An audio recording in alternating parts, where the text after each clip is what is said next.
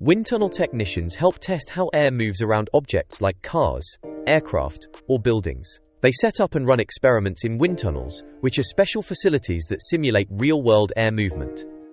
The job involves preparing equipment, collecting data, and making sure everything runs safely and accurately. Wind tunnel technicians often work with engineers and scientists to help improve designs by seeing how they perform under different conditions.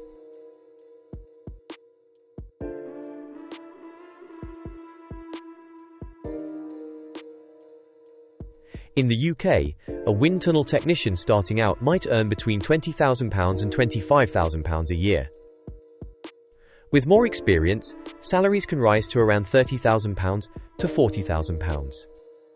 Senior technicians, or those working on advanced projects in the aerospace or automotive industries, may earn even more depending on their level of skill and responsibility.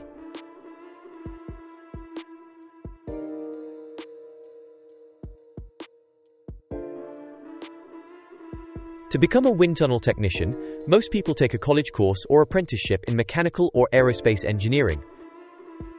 Maths, physics, and engineering at school are helpful.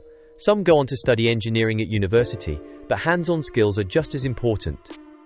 Being good with computers, understanding technical drawings, and paying close attention to detail are all key in this role.